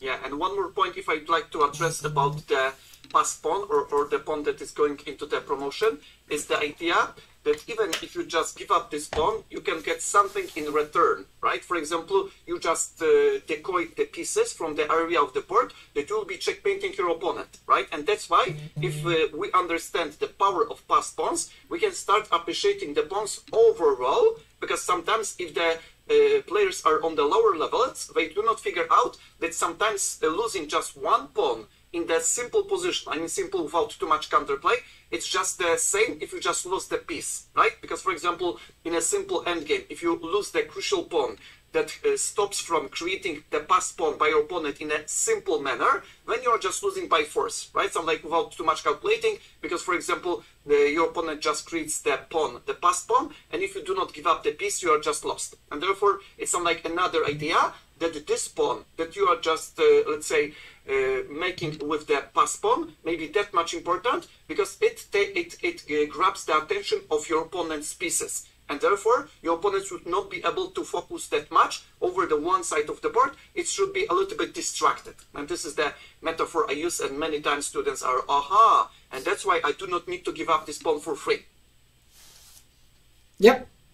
All right, what's next on our list? Okay, let's go for the next point on our journey. The next one is the candidate moves. Ah, yeah. I do have another one, but I think maybe it's coming later. But yes, candidate moves. You know, the ideal is you find 3 candidate moves. And by the way, again, for beginners, this is where we're almost at Seattle now, and we're trying to do this because they're playing too fast, that they are only finding one good move and they run with it. They're doing instinctive. They're playing on line so much that they just throw moves out without thinking. So a lot of times it's time management is involved in this one too, right? To slow them down. But time management by itself is a topic. But I want them to look for candidate moves. And the key for them, because they cheat all the time. And what I mean by cheat is not cheat in chess, but they cheat in my principle is that they just come up with 3 moves. And we have to go through the moves, and I'll go, okay, well, so I did an exercise with a student the other day. You might find this humorous thinker teacher. I said, okay, you're going to give me 3 candidate moves, but I'm going to pick the move you have to play. I'm going to pick the worst move. I didn't tell him right away, but I told him after a couple of times, I said, I'm going to pick the worst move. So, and I told him, I'm going to be fair. If there's only one good move, then don't worry.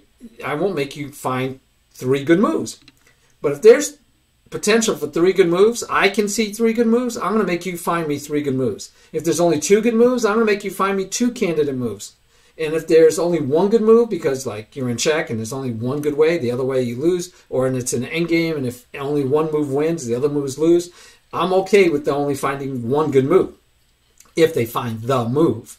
But yeah, I would pick the worst move out of what they give me. And so it forced them to actually try to find 2 to 3 good moves, because they know I was going to make them play not the best move, in my opinion, of course, at the moment. I'm going to make them play what I thought was the least of the best moves. Now, once they were legit and they were always finding me 2 or 3 good moves, then I let them pick. I tell them dealer's choice. You could pick out of the 3 moves. So one, that also lets them know if I'm finding good moves, I'm being serious and I'm finding good moves, teacher will let me pick any move I want. I still have to find the best move because I'm not telling it, right? They still have to find the best move. But the fun part was if they were cheating and just giving you like, I found one good move and now I'm just going to find 2 other moves to throw into the hat because he tells me I have to do 3 moves. And then I pick the bad move that like loses material. Then they quickly stop picking bad moves.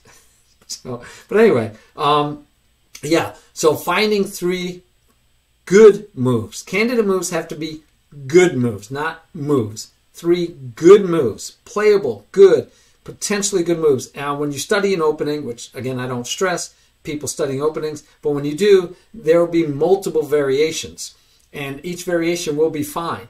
And so there's usually even at the 1st, 2nd, 3rd, 4th, 5th move in an opening, there are multiple good moves. You just have to pick the variation. And they get locked into one variation because they want to do this trap that they learned. And of course, their opponent like almost never falls for the trap. But the 1 out of 10 times they do, they feel so good because I remembered it and I got that trap and I beat them in 7 moves. It was awesome. Okay. In fact, you know, as a sidebar thinker teacher, I will tell you I'm getting to the point where I think, how much fun is it to memorize a 10 move, a line in an opening that's 10 moves deep that ends with checkmate. And I've memorized it. And I try to spring it on my opponent after opponent after opponent after opponent. Every maybe say 1 out of 10 times I spring it on them. and I get the easy checkmate, and I'm like, yeah. How good does that make you feel? Because you didn't figure anything out over the board. You memorized a whole bunch of moves. They played the correct moves with your memorized line, and you remembered it. I mean, the most you should feel good about is that you remembered the line correctly. You didn't figure out anything on your own. You read it, and the opponent helped you, and you know. So it's kind of like Fisher. This is where I think I agree with Bobby Fischer a lot. He said, you know, the game was getting to the point, and that was back in the 70s, early 70s. He was saying that, you know, people are just memorizing openings, and it's not, there's no creative play going on. I mean, and now I'm watching the Tata Steel, and it's like, yeah, they're like, oh yeah, this opening will lead to a draw. This opening, you know, and oh, did they have a novelty? Is it any good? You know, it's like they're trying so hard to find new things, and that's where 960, chess 960, the Fischer random chess, has some potential in my mind because you have to play chess. The principles still function in 960. The only thing you lose in 960 is that there aren't a ton of opening preparation variations already memorized with all the tricks and traps you already know. So you're on more of an equal footing from move one. But I just don't know how much. I know it's pleasurable to set a trap, even if you've memorized it and it works and you win the game. That feels good. But I'm getting to the point I'm wondering if that should feel as good as it does. I don't know. To be honest, if I can add about the traps, yeah. At some point when I was active tournament player and I was playing over the board chess, I mean especially classical one, I was the lover about the chess traps, and I tried to study some of the lines, not that much because I was not the opening lover, let's say lines lover, but at least from the let's say repertoire that I studied, I'll try to put my opponents into the lines that contained the traps, either the traps of 2 movers, 3 movers, no more than 3 movers, but most of the trap was related even to checkmate, either to let's say trapping the piece, either to pinning the queen. But after some time, even if I won the game, I had the feeling that I was the imposter. Because, for example, what is the value of that, right? You just won. But what have you learned? And that's why from some point I just stopped doing that. And every time when my students says that they want to set up the trap because the opponent surely get into this trap, I ask them, even if your opponent gets into this trap 100 times out of the 100, how much and what would you learn about that? What would you learn? How much better you will be before the game and after the game? What new you will discover about chess, about yourself, about the thinking, about the analysis? If you will be, for example, winning each game after the scholar's mate or fool's mate, even if you'll be winning 10 out of 10, what new would you be able to learn? And this is one of the reasons I stopped, let's say, playing, and I ask all of the time my students if they are going into the traps too often, if this is the development for them. That's the point. Yeah, I'm getting there. I just naturally try not to encourage people to memorize openings. I don't try to stop them, but I try to encourage them instead to learn the principles of the opening and the concepts and play by those, because that'll help them no matter what. A lot of times they memorize openings, they memorize the trappy lines. Their opponents either play something totally out of it because they don't know any better, right? They don't know what they're supposed to play, so they play bad moves, but it's totally out of the study or the line that the person studied. And because the beginner isn't understanding the principles, they don't know what to do. It's like, that's not a line. That's not the main line. It's not the trap line I learned, and it's not the other line. You know, maybe I looked at 3 main lines, and they just played a novelty. And actually, they just played a bad move. But now, because I'm no longer playing into your line, you have to be able to play chess again. And so they spend all this time memorizing lines. And again, I blame a bit on this on the YouTube guys and gals that put out all these YouTube videos about openings. You know, here's the Stafford Gambit. Learn it. It kills all these. I've beaten masters. You should play the Stafford Gambit. So they all memorized the Stafford Gambit. When I was young, there wasn't YouTube. When I was young, there was a craze going on, though, about the fried liver attack. And I didn't even understand it. Was the hype. Yeah, I didn't understand it. I never fell into it because I played the French defense. But I'd go in these tournaments, and I'd hear, the kids, other kids, they'd be like, in between rounds, they'd be sitting around, oh, let me show you, oh, yeah, fried liver. And like they all knew it, so they all avoided it, but they all wanted to play it so bad. And they'd be like, oh, yeah, I played that guy and he played the French. I didn't get to play it. Oh, I'll get it someday. And it's like, okay, so you spend all this time. And then if you even go through it all, and even if you just find the only, because, a lot of times it's like, this is the only move you can make. You're still, at the end of it, you don't have a one game. You don't have like, oh, checkmate in 3. You're winning, but you still got to figure it out, right? And so, but they were just so excited about the fried liver attack. It was just, oh my gosh, it was the thing. It was the equivalent of the Stafford Gambit recently. Anyway. All right, what's next on our map? If I can add, before we jump into the next Sure. state, if I can add a little bit about candidate moves, because probably it will be interesting for our audience from my standpoint as well. About the candidate moves, most of the time I ask my student about the moves that he or she likes. What moves you like? After my student says that he doesn't see these moves, he do not know what to play, he's afraid of making a mistake, I ask him or her, what is the move that you really like, you enjoy, or would like to play, and see what's going on, what is going to happen.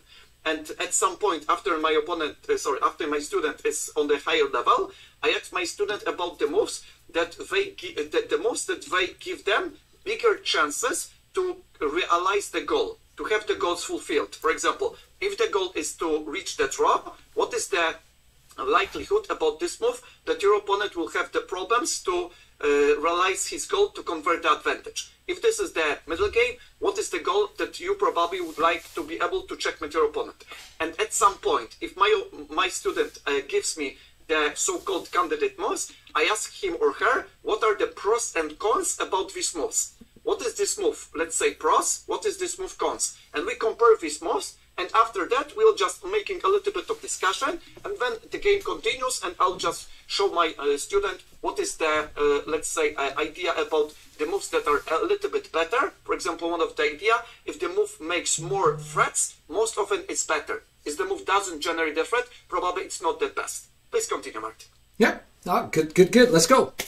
What's next on our journey? We're almost at the next state. Yeah. This time, finding PWM. We are almost into the state of Washington. So PWM, it's again one of mine that I like. Alignment is one I hang my hat on. And now finding puzzle-worthy moments. And for me, this is critical because usually by now, my students, if they're all the way up to here, they're really good at solving puzzles, right? They do puzzles all the time. We give them puzzles to do as homework. They're really good at solving puzzles. The problem is, in a game, they don't know when it's a puzzle-worthy moment. They don't know that, oh, coach would make a copy of this position and make it a puzzle for me because there's a winning line. But they don't know that. You can't go tell them. You can't send them a chat that says, hey, you have a winning line, find it. Because then they would take their time and find it, right? Because they're really good at puzzles. They could treat it as a puzzle. So I actually came up with criteria, but the point is that I want them to be able to find those moments. They need to have an instinct. That would be great if they had the spidey sense that told them, hey, this is a puzzle-worthy moment. Let me stop and think. But maybe also if they think about the criteria, again, I think it's easier to memorize criteria. If I can give them some criteria, some principles, concepts, criteria that says, this looks like you might have a puzzle-worthy moment, stop and think. And then they spent their time, and this is back to time management again, right? It all blends. That to me is an important facet that, because once they know they're in a position that they should treat like a puzzle, I feel confident most of them will find at least one good move. And remember, we're looking for 3 candidate moves because that was the last stop we just made along the way. So, yeah, finding puzzle-worthy moments I think is critical. By the way, if I can add about puzzle-worthy moments, it's pretty important because at some point, if you just, let's say, solve the puzzles, as we just mentioned before, about this 2000 by National Master Dance Heisman, you start feeling these puzzle-worthy moments more often. Because you know what are the, let's say, alignment of the pieces in a general way, right? So like the configuration, that the opportunity to strike is pretty much very highly. For example, one of the rule about this, I am just calling it a little bit different, but probably it's pretty nice to think about it this way. It's something like strike the iron when it is hot, right? Because otherwise, if you miss this moment, the puzzle-worthy moment, your opponent can, for example, consolidate. And that's why many times when my students they are missing the shots, I'm asking them, look about this position. What this position reminds you? What is the characteristics of the position? Why this position can contain the tactical shots? What would be the necessary elements for you to convince you that this is the position that is winning for one side, right? And I just try to trigger the ideas, try to encourage my student into, let's say, a little bit of creative activity. And at the moment, I'm just giving them the opportunity to see the position in a different perspective. For example, if this file will be open, it would be the checkmate for sure. And I ask him, what is needed to make this file open, right? And sometimes I'm just giving them a little bit of, let's say, more, let's say, food for thought. And they are just like, oh, now I can see that. And this is the aha moment, right? Mm-hmm. See, to me, and what you described, I'm not in conflict, but what you described is how to solve those puzzles. And I agree, you need that. And like understanding that, oh, if the file was open, I can checkmate working backwards now. Can I make the file open? If I could deflect the queen from here, I could win that piece. Can I deflect the queen from there? But the whole concept of why am I looking for that opportunity? Because what they get into is this habit or rut of just like, oh, it's my move, I'll move here. Oh, it's my move, I'll move there. And even when you get them looking at candidate moves, they don't slow down enough to say, you know, this should be a really good move here. This is extremely important moment. Let me really think hard. So it's a little bit of because sometimes, you know, you think, is this a puzzle-worthy moment? Let me check. And it might not be, but it was still worthy of you slowing down. So a simple example for me is when they're fully developed, they're supposed to treat it like a puzzle.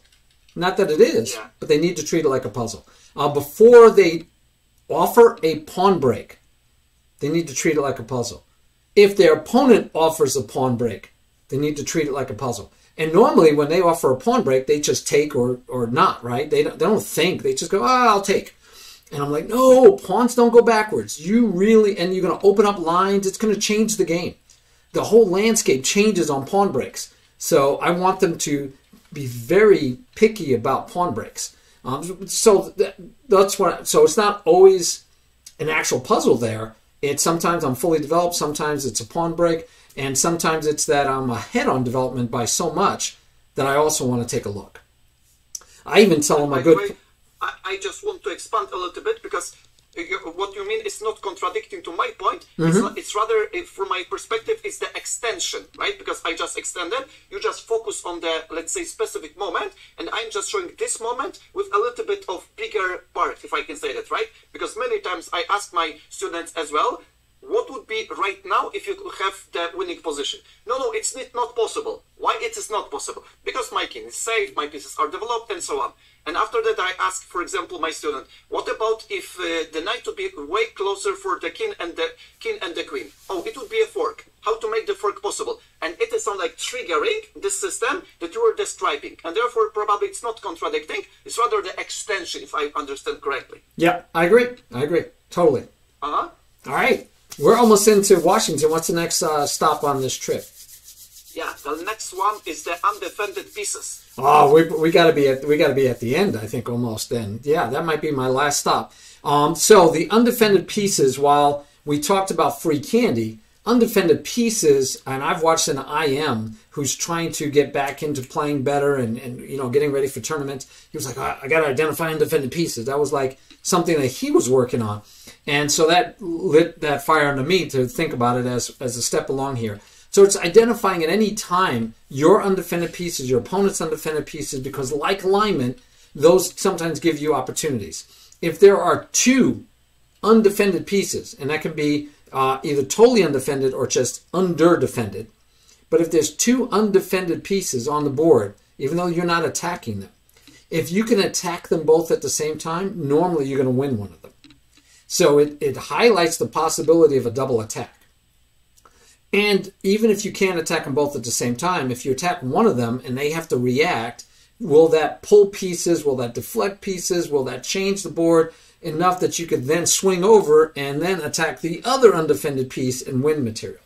So when you're, many times when you're trying to figure out what plan am I going to make, what do I do now? I'm fully developed. The game is like, I don't know what to do. You know, we always talk about improving your pieces, finding three-candid moves, seeing if it's a fun, puzzle-worthy moment. Do you have a passed pawn? What tactics are there? Another thing for you to focus on is identifying yours and your opponent's undefended pieces and then trying to leverage those. So I should say this trip was kind of like saying if this trip kind of covers from a total beginner that doesn't even know how the rules of chess, all the way up to, and I don't know what rating it is, but all the way up to whatever this rating would be. And this might be, let's say in Lee Chess or chess.com, let's say we're going to get them, if they did all these things well, if they traveled this road well, they'd be, I'm going to just make it up, let's say 1800. Okay? Lee Chess 1800, that makes it like 1650 or something in chess.com. So for us to get all the way to being an international master or a grandmaster, we'd have to travel around the globe some more. And we're not saying actually be an international master because that requires playing in certain tournaments, getting certain norms, but we're saying strong as strong, right? So let's say 2500 or 2600 in Lee Chess / chess.com, not over the board. So just to make sure we're clear, I wasn't saying that this is the journey that you need to make to be at 2400. Okay, we didn't go that far, right? We'd have to keep on going. We'd have to keep going. But it gives you an idea. And most of my students are somewhere along this journey. I have students that are in Florida, and I have students that are like right outside of Seattle. So I have students that are different steps along this journey, and some that, we can even take further, that can go further to Alaska, let's say. But yeah, this was to give you an idea, and for the point is that we talked about from the very beginning that as a coach or teacher, my first step to truly help someone get along the journey, I have to figure out where they are today. So I need to know what they know, what they don't know, what they can do, what they can't do, what they actually do, what they don't actually do in games, and then help them along the journey. And it'd be great if students understood we're not going to send you on a rocket ship over to Seattle and drop you off, and it'll only take an hour for you to learn all this stuff. That's not going to happen.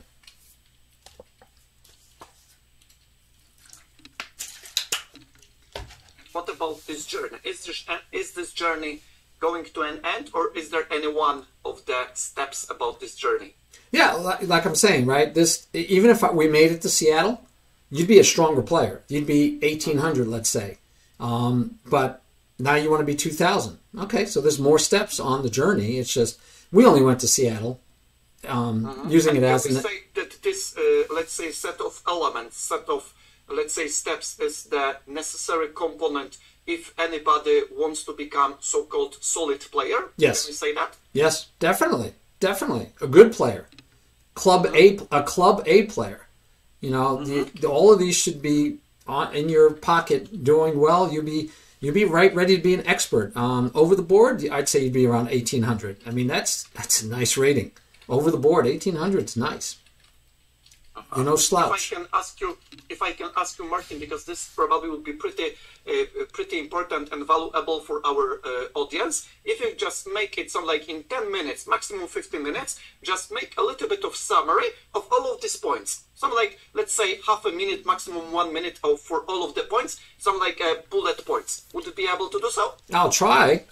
From the beginning up to the end, so like the most important elements that we should remember from this presentation, because this way probably everybody will just have this memorized a little bit better. Okay, so be able to try it? Sure. The most important parts about this journey, and that'd be great because then I can sign off.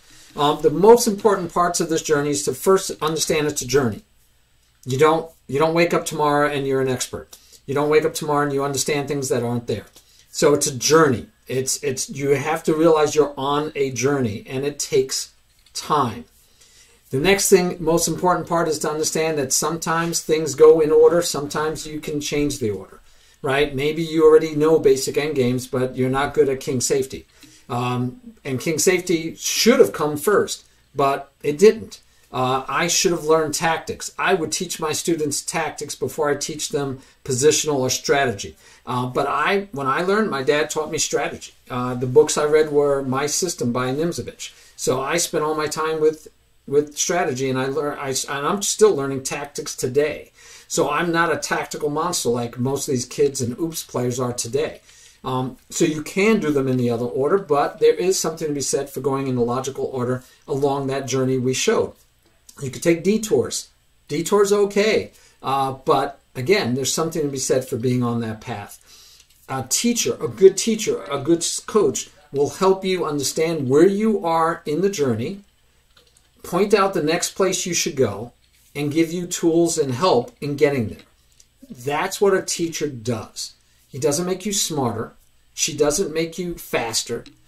She's not going to make you be a higher rated player tomorrow. What she's going to do is help you along that path. Identify where you are. Pick out where you should go next with your help. Because remember, there's detours. You might decide to go up north instead of going straight across like we did. There's other ways to get to Seattle. You might want to go visit the Great Lakes up there. You might want to go through the desert. You might want to go to Mexico first. I don't know.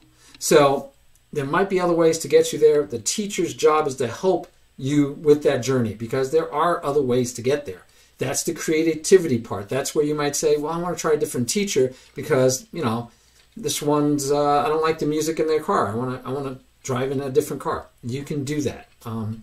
So those would be, to me, the most important takeaways that we're talking about today.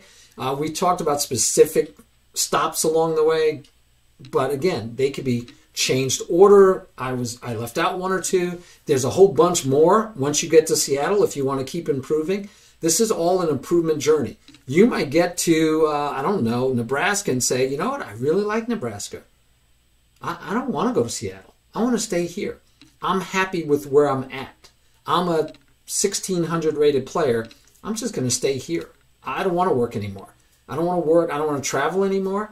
I want to go do other things with my life, and I'll just keep playing chess at the 1600 level. I'm a happy camper.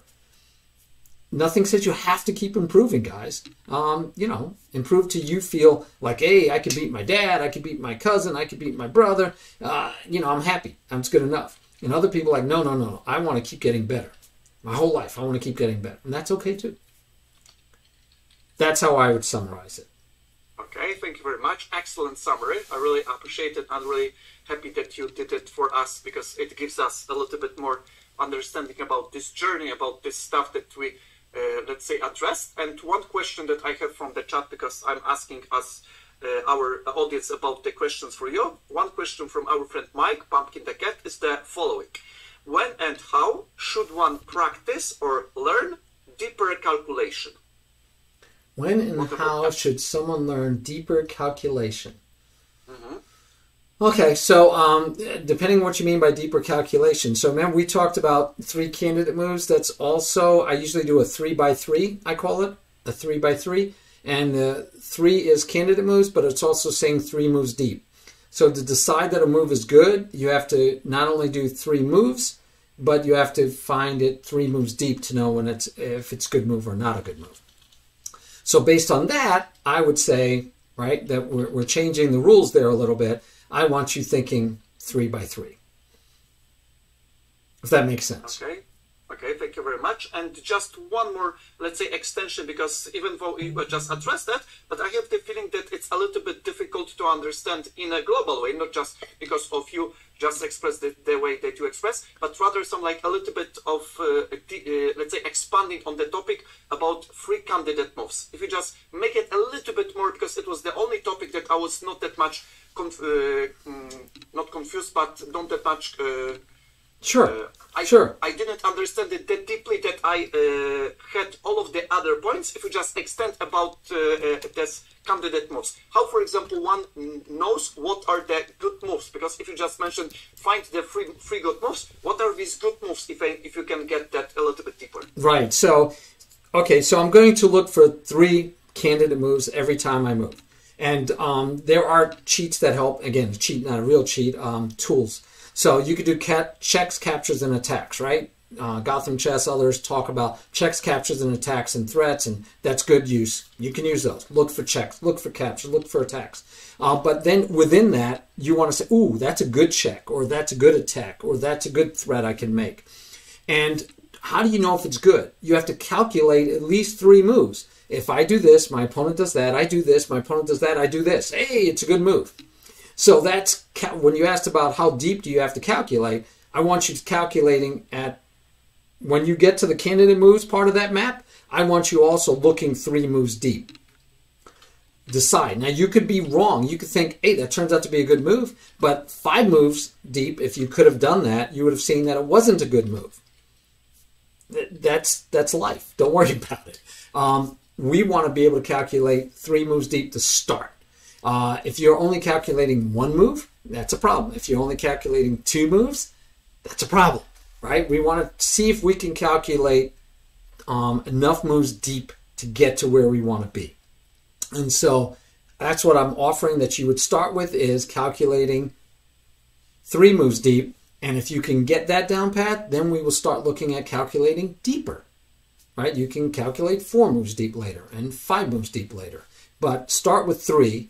And candidate moves have to be moves that you've calculated 3 moves deep and said, these, I like the way the position ends up. I win material, I have a better position, my pieces are in good squares. It's not easy. It takes a lot of effort, a lot of mental strain. That's why people don't do it very well, and they don't do it in blitz. They don't do it in bullet. And that's why I tell people always slow down, play slower games if you want to improve, because you need to get good at finding 3 good moves so that when you do play blitz, you still find 3 good moves. You watch Hikaru Nakamura and those guys playing blitz. He's looking at 3, 4, 5 moves and he goes, oh yeah, this is the best move. And he went through all those calculations, but it's like lightning fast, where you and I might take way too long to those same calculations. Okay, thank you very much. And 2 more questions, because at this moment there are 2 more. Just briefly, our friend Sidalas asks you, of course, take notice that this question may be a little bit difficult to handle, but I believe your power. You are the Superman, therefore Superman, Batman, whoever you are inside, you will just manage that. My friend Martin, Sidalas asks you the following question. If your task is to crush a rock, does it matter if you use a hammer or dynamite as long as the rock gets crushed? I mean, probably in a chess sense, right? Yeah, definitely matters, doesn't it? Sure, it matters. If I can use a hammer and not hurt myself, and use the hammer, and it's made for crushing the rock, and I can crush the rock, and I'm going to use the best tool for the job. Yes, dynamite might do it, but dynamite might also leave a big hole and damage the forestry around it. It's going to have other repercussions. So why would I use dynamite if a hammer will work? So to go with your analogy, use the right tool for the job. Even though another tool might suffice, it might use the right tool for the job. So yeah, don't use dynamite, because in your analogy, dynamite might have been using way more time on your clock to find this awesome move that was tricky and trappy, and it wasn't actually better than the hammer, but it also gets the job done eventually.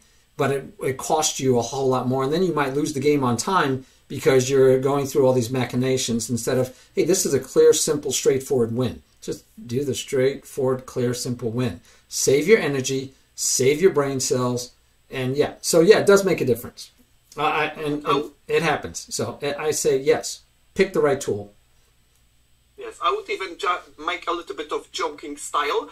Use Hammer, especially if your name is Grandmaster Hammer, Jan Ludwig Hammer, right? Yeah. Probably this is easier one. Sure. Another question for you, Mike, for you, Martin, is the question from Aimin.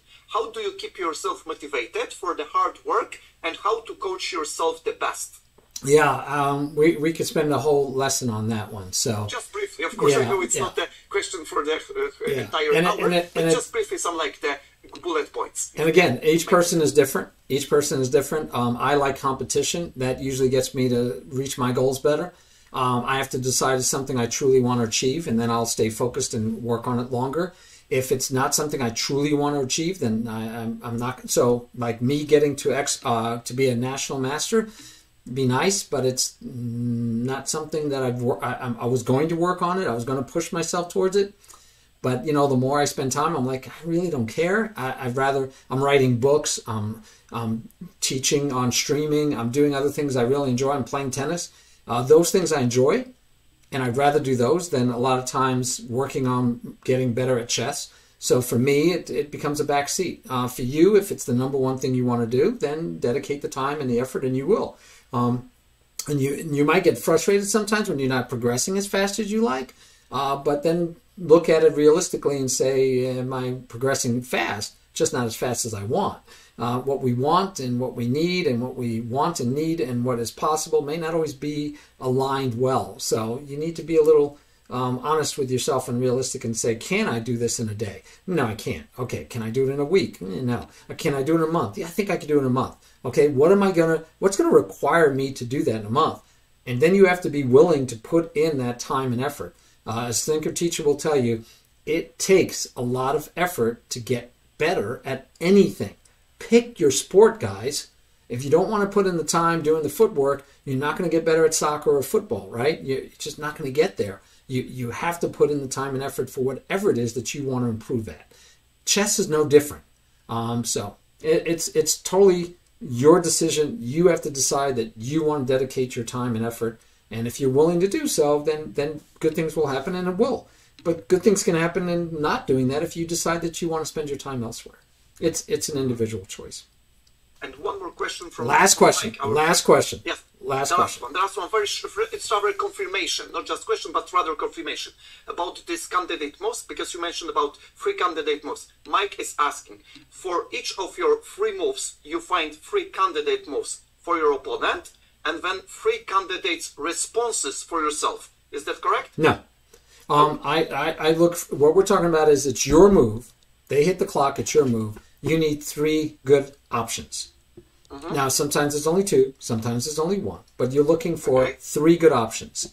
When you've hit your clock, you know you made your move. You've already analyzed 3 moves deep, so you know you have a feel for what their best move is because you already looked at it. They might surprise you, make a move you didn't think of, and you're like, oh man, I got to think it out all over again.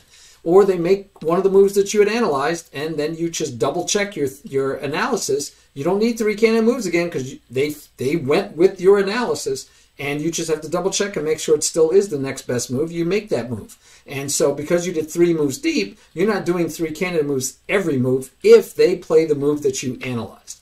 But we're not looking at their 3 possibilities and then finding 3 possibilities for their 3 possibilities. That'd be 9 moves we're looking at. So we're not doing that. I do like to play guess the move, where after I move, I sit back and I say, okay, if they do the move I thought, I'm going to do this. But they could do this one. I looked at that one also because remember I did 3 moves deep. But then I might also go, okay, well, but you know what? I think the way they play, they're going to do this. They're going to make this move. So what do I do now? You know, and that could be also when I'm doing 3 moves deep. I could be doing, I'm going to make this move.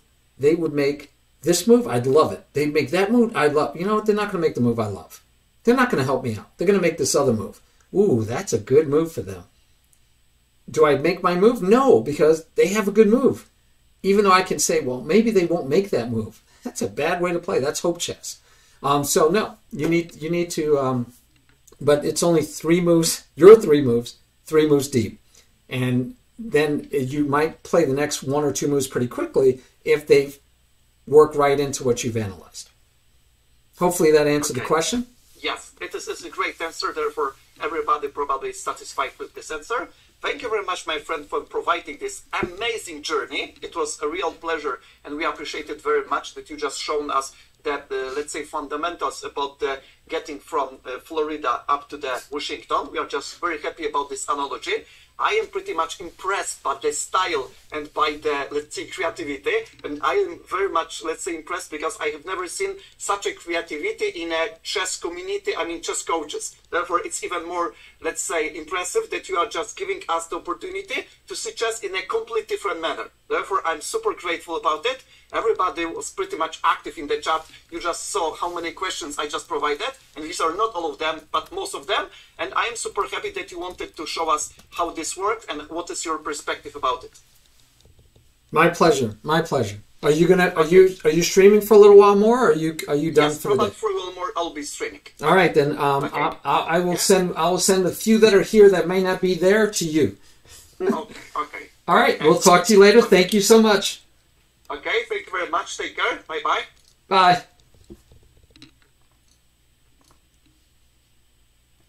All right, guys. See you later. Have a great day.